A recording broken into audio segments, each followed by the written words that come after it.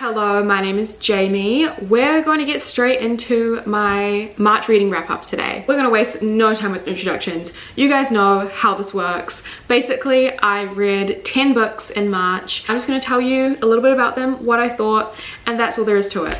I like how I said we're not going to waste time with introductions, and then I proceeded to tell you exactly how a wrap up works, even though I have 4 years worth of wrap ups on my channel. Anyway, I read 10 books. Let's get into it. We're going to start off with the first book that I read in March, which was Luster by Raven Leilani. I believe I rated this 3 out of 5 stars. I was kind of in a massive reading slump when I read this, so that really kind of hindered my experience. I wish I had read it at a different time and maybe I would have got what I wanted from it or got what it was like intending to give me. I still gave it 3 stars. Like, I could still see that it was very well written and definitely a book that I would like if I was in the right mindset.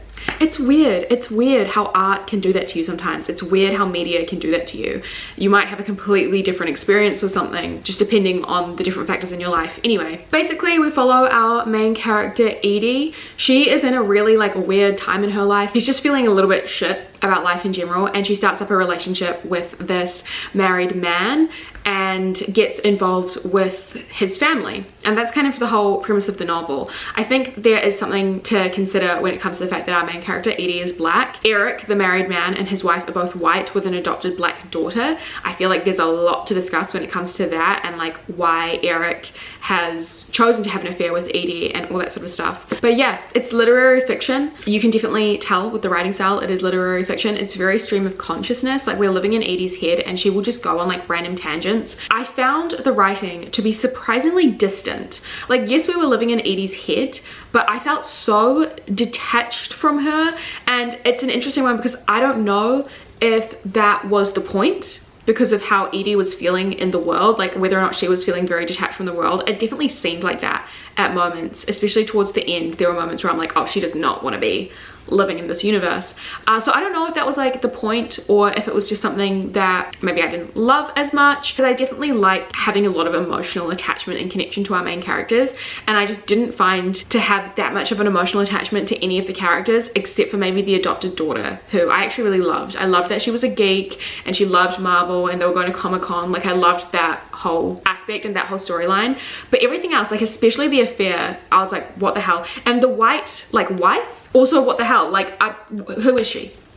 I was so confused by that. This is a debut novel, so I'm really excited to see what Raven Leilani does next. I will still pick it up even though I rated this 3 stars, which on my rating system is like good but not spectacular. So yeah, I'm excited to see what Raven Leilani does next, but I just was not in the right mindset to read this, I don't think. At times I was loving it, and at times I was like, I can't process a single word. I don't know if that was my fault or the book's fault. Anyway, I still recommend this if you are like a lit fic person, if you do like literary fiction and you like kind of unreliable narrators in a sense. I would recommend this to you. But if you're like following my channel because of like my romance recommendations or my thriller recommendations, maybe this wouldn't be for you. I don't know. Anyways, 3 out of 5 stars. Next, I read a book that was down a completely different avenue to Luster, and that was The Housemaid's Secret by Frida McFadden. This is a very fast moving, very addicting thriller, and I rated it 4 out of 5 stars. It is also the sequel to the first book, which is The Housemaid. I read this on Kindle Unlimited, so if you do have a Kindle Unlimited subscription, 100% go and download this. I read this so fast. It is so gripping. I think with both this and The Housemaid, which I read last month, are they perfect books? Absolutely not, but they are so much fun. Like, these books are like junk food to me. Basically, in the second book, it is essentially a carbon copy of the first one, which I didn't really mind personally because I loved the first one and I kind of just wanted more of the same, and I got that, so thank God. We follow our main character Millie, who is currently working as a housemaid for a bunch of different guests. There is a massive time jump between the first book and the second book as well, which I think was really good, but at the same time I kind of wish we at least had like a novella in between the two, because I think some shit went down in between the first book and this book, and I kind of wanted to read it. I kind of wanted it to be on page. Anyway, basically, I'm getting off track. Millie has gotten a new job as this housemaid for this very, very important and rich businessman, and when she goes to work at their apartment, he's told her, Millie, to never ever speak to his wife, who is a bit of a recluse. And then Millie's like, there's something going on with the wife because she never leaves her room, and she gets that tingly sense that something is wrong. It's just so much fun. Like, it's so fast paced. I love Millie as a main character. Like, as far as thriller main characters go, yes, can those characters kind of be really stupid sometimes? Of course. Millie, she is not the exception. Like, she 100% makes decisions where I'm like, why did you do that? But at the same time, I'm completely on the edge of my seat. And I'm glad that she's making these dumb decisions, because then I get the excitement of watching all this shit go down. It was so satisfying. The ending was satisfying. The massive plot twist. These have such good plot twists, I do want to add. It's just so fun. And I highly, highly, highly recommend these books if you are into thrillers, or even if you're not into thrillers. These books are such a good place to start. So please go read them. Do yourself a favor. Honestly, you're not going to be doing me a favor. Do yourself a favor and read these glorious junk food thrillers. The next book I read was a reread, and I read this for my Patreon because I explain this like nearly every video, but I'm going to explain it again. On my Patreon, we have 2 separate book clubs. One is for standalones and one is for series. So we do like a series read along. Basically, up until August, we're reading the Off-Campus and Bright U series. So this was actually our book for February, and I read it in March, but it's fine. I read The Score by Elle Kennedy. Well, I reread this, and this was a very, very interesting experience. I did a full, like, spoiler-filled reading vlog as a surprise exclusive video for my patrons. So if you do want to see, like, very in-depth thoughts, then that's obviously on my Patreon. First of all, this was my favorite book in the Off-Campus series prior to the reread. I think you can see where this is going. Basically, we follow our main characters, Dean and Elle. Dean is a massive playboy. He's a fuckboy. He is just fucking everything that moves. And then Elle has recently broken up with her boyfriend, and she's like, oh god, I'm so sad. Maybe I should have a rebound. She chooses a rebound in Dean because obviously, like, perfect, like, one night stand opportunity. They start to fall in love.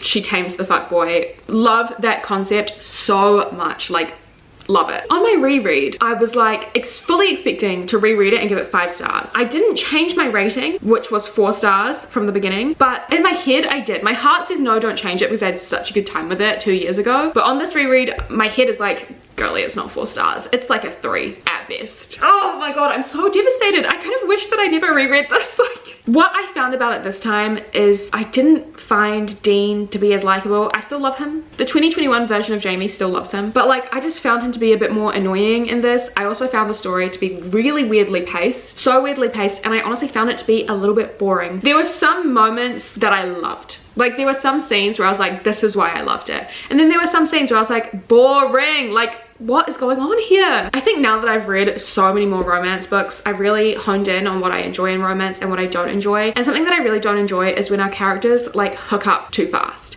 If it's a second chance romance, obviously I can still appreciate a book where the characters have hooked up in the past. But when the characters are just starting things out and they hook up like within the first 50 pages, I'm like, where's the tension? The tension for me is gone. I'm like, okay, cool. So I wanted to be waiting for that moment for the majority of the book, and now it's just out the window. Like, they've done it now, and I'm no longer kind of like rooting for those like tender moments, will they or won't they, because they have. I don't know, there was a part of me that was just like, cool, like, no point now.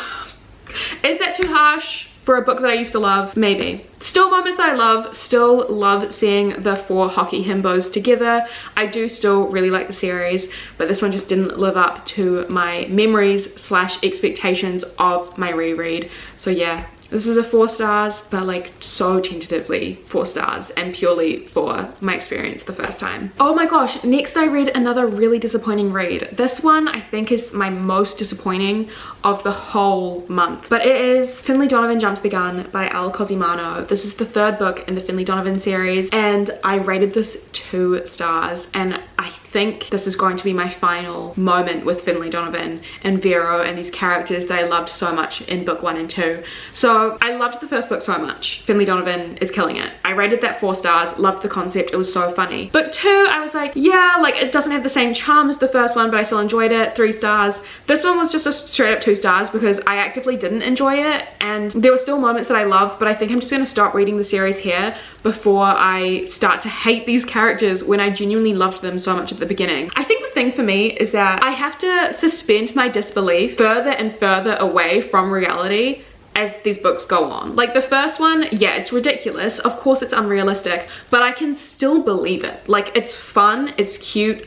I love it. This one, it was so unbelievable, and also it was set at a police academy the entire time. And do I really want to read about all these different lovable cops? Not really, to be honest. There was a love triangle that I really loved in the first 2 books, but in the third one it's just getting really, really tedious. I start to lose track of like what character is doing what. I really don't know about this series anymore. In fact, I do know, and I know that I'm not continuing. I don't know why I'm saying I don't know. I think I'm trying to be nice. I think Elle Cosimano is very, very, very talented as a writer. I think I might just wait for her to write something outside of this series next. Yeah, I'm just done. I'm just a bit done, unfortunately. What I loved about Finley Donovan is she's, you know, got all these things on her plate. Murders, her manuscript that she's writing for her next novel, and being a single mother. And I feel like everything kind of has gone to the wayside except for just like the whole like murder crime situation. But I really loved seeing Finley balance being a mother with those things. And her kids were kind of nowhere to be found in this novel, which also was really disappointing. I think if you are interested in the series, just read the first one and be done with it. The first one is so good, I don't think you need to continue on. And honestly, I kind of wish that I had done that so I could just have like the really good memories of that first novel rather than kind of tainting them with the rest of the series. Anyway, I know that's really, really harsh, but I just really was so disappointed and frankly quite bored. And yeah. Next, I read a book on my Kindle, and that was Lost and Found. This is a like new adult romance, but it kind of gave me like YA vibes. I rated this 3 out of 5 stars because it definitely was like a fun, cute time, but it is a series. I think it might be a duology, and I'm probably not going to read the next ones. I'm glad that I read this. It was something to read on my Kindle when I had it with me to pass the time, but like nothing super special. Basically, we follow our main character, Rowan. She's kind of like a troubled teen, or at least her mother thinks she's a troubled teen. She like wears a lot of dark clothing. She's very emo, and she really wants to go to art school, but her mother says that she can only go to art school if for the summer she goes and works on her like childhood friend's ranch in Montana. Sorry, I feel like I should be saying ranch, not ranch. That sounds so weird in my like New Zealand accent. Anyway, she goes to work on this like ranch in Montana, and there she meets this guy Jesse, who's a cowboy, and he's sexy and generous and kind and like literally so warm and the perfect man. He's genuinely the perfect man, which is kind of why I was a little bit like, okay, cool, like 3 stars, because it was just so unrealistic that this man was so perfect. This book was, yeah, definitely something to read. I think it was certainly very, very cheesy at times. Like, the book is called Lost and Found. The cheesiest lines you can think of to do with that title, they're in here. Of course they are. I definitely rolled my eyes a little bit reading it, but at the same time, I knew that like, it's just for fun. I don't really think cowboys are my thing. I think that's something to acknowledge. If you like a cowboy, go for it.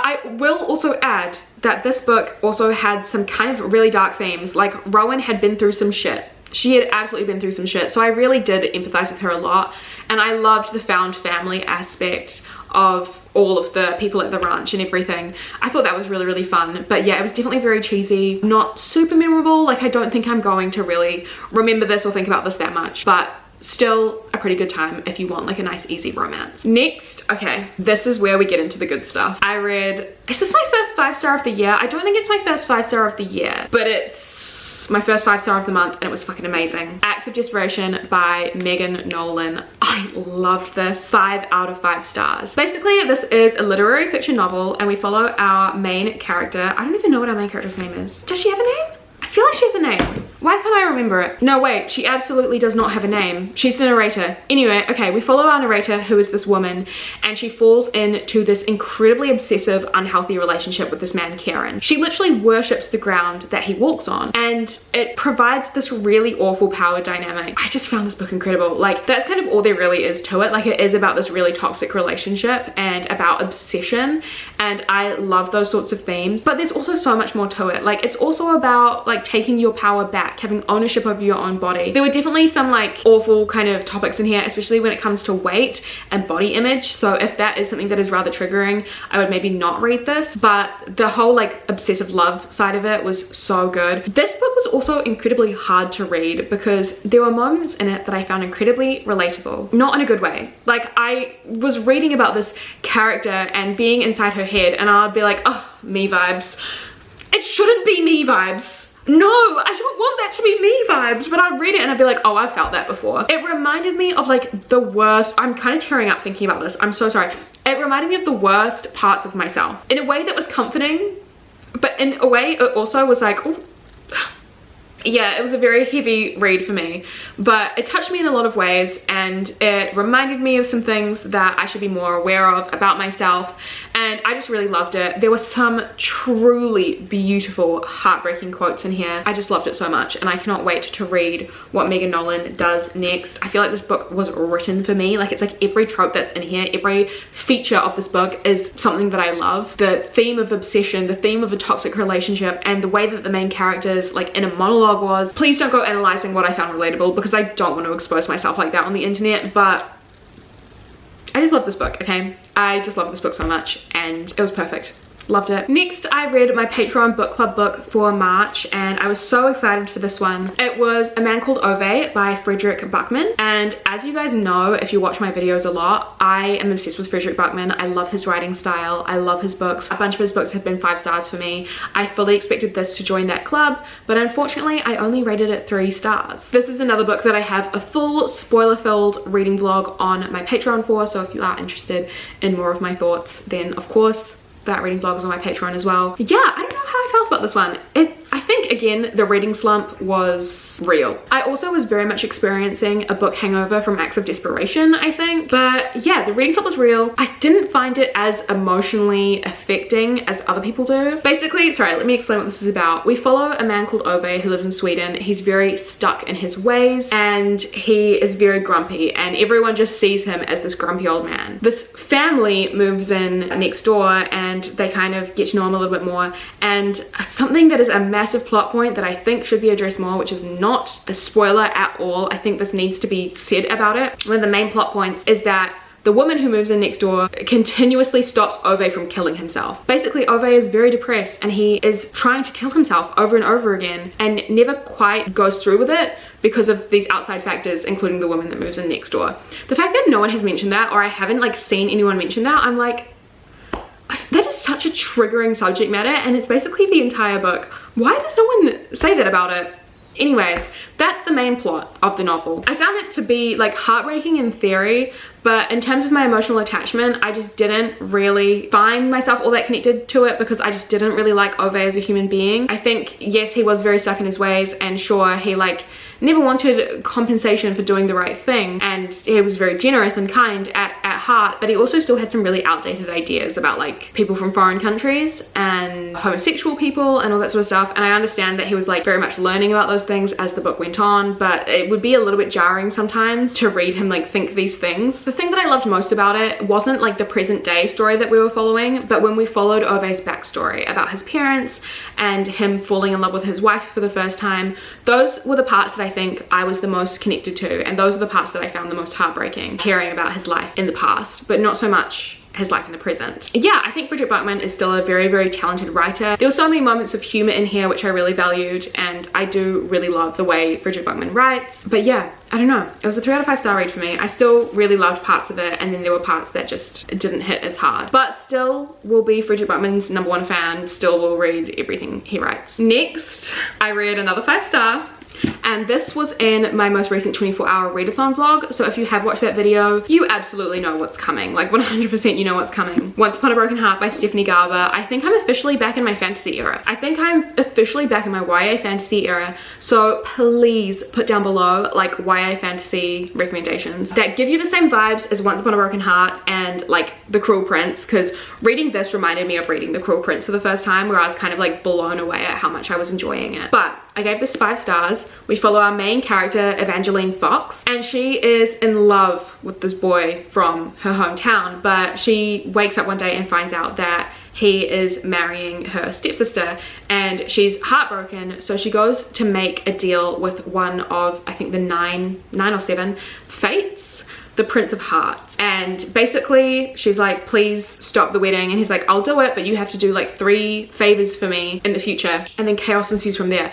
That's really all I want to say about it, because the plot is so much more than that. Like, it's so much more than that. I don't want to like tell you anything about it, because you just need to pick it up and go for the ride. I loved it so much. It was definitely like YA, and I have a very love-hate relationship with YA, but it wasn't like the things that I dislike about YA sometimes, where things can be a little bit juvenile. It was so fun. And again, this is kind of like the fantasy version of like the fast food type of books, if you know what I mean.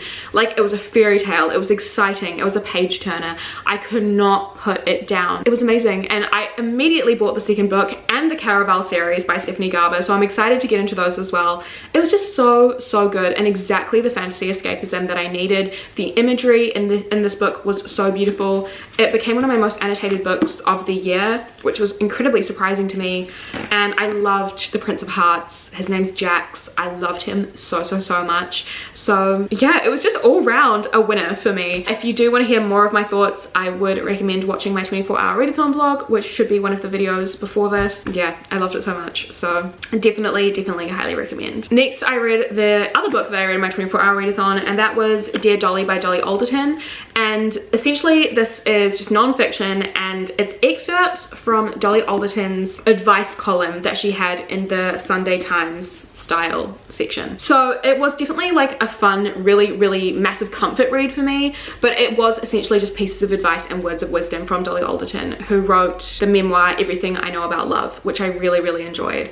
I think, again, Dolly Alderton has a real way with words. I think she is a very wise woman. I kind of wish she was my older sister. As the oldest sister, I wish that I had one as well, and I wish that it was Dolly Alderton. It was just so beautiful to read, and yeah, just like a warm hug. There were definitely pieces of advice where I was like, yeah, I've kind of learned that in my life, like I kind of already knew that. And then there were some where I was like, oh, that's a really nice way of putting things. I don't know, it was just a good time, and definitely not something that I feel like you need to read in one sitting, but to just like have by your bedside table whenever you're feeling down.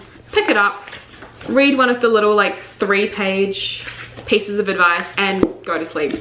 Honestly, I feel like that'd be a really good way to utilize this book. I really enjoyed it. I love Dolly Alderton. I cannot wait to read her fiction novel Ghosts, which I have on my physical TBR, and I just really recommend this if you're having a hard time, or even if you're having the time of your life and you just want to read something cute.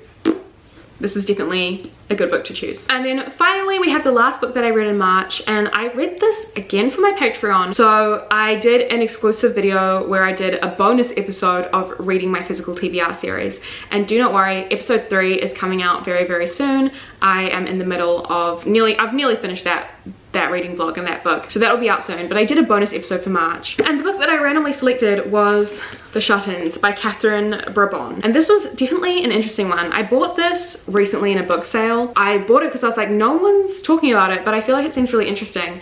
And because the novel was set in Japan and about like this Japanese concept of Achiragawa, which is the idea of the other side, I was like, oh my god, this is going to be written by a Japanese author, it's going to be a translated work. That's what I read on the page, so that's where my mind went. But no, it's written by like a white Australian woman, and I feel like that kind of sums up my feelings for this novel. Basically, the concept, right? It's about this main character called Mai. She was friends with this boy called Hikaru in high school, and then one day she finds out that Hikaru has isolated himself from the world, and he is a shut-in, but he's lives in his bedroom, he's a recluse, and she's really interested in that, and that's the premise of the novel. I gave it 2 out of 5 stars, and I think it was really heavy-handed in explaining this concept of Achiragawa, which is, yeah, the idea of like spiritual enlightenment and the other side of, I guess, the universe or society. I still don't really know. I feel like, first of all, it was explained really badly, and second of all, it was so heavy-handed in telling us that that was the theme of the book. But then when it got to the actual like plot stuff, the theme was nowhere to be found. Like, I really didn't understand how that had anything to do with like the characters in the story. The book is very much split into sections, and we follow like 4 different characters throughout the novel, and there was one section that I found to be expertly written, so well done, but the rest of it I was like, okay, it was very slice of life, but not really in a fun way, not in an interesting way, and kind of in a very meaningless way. I think I need to fully discuss this with someone who's read it, to be honest. I know one person that's read it. Amika, if you are watching this, discuss this with me, because I'm genuinely interested in your thoughts. But Amika's the only person that I've seen read it. Like, there's literally 443 ratings or something on Goodreads, or 443 reviews, I don't know. Like, not many people have read it, and I need to talk to someone who's read it. Anyways, I read this. I gave it 2 out of 5 stars. I didn't love it. If you want to see more of my thoughts, again, the video's on Patreon. I'm so sorry for plugging my Patreon so often. I read a lot for Patreon this month. So that is the end of my March wrap up. These are the 10 books that I read in March. Thank you so much for watching. I really appreciate it. Please let me know down below if you have any opposing opinions to mine, or if you agree with me, and also let me know what your favorite book you read in March was. I really love reading all those comments. I do genuinely really appreciate them. Even if you're telling me I'm wrong or you're disagreeing with me, I still appreciate those comments because that's what this is all about. It's experiencing pieces of media in different ways. But yeah, again, thank you so much. Cheeky reminder that all my socials and my Patreon are linked down below if you're interested. And yeah, I love you all so much, and I'll see you very soon in another video.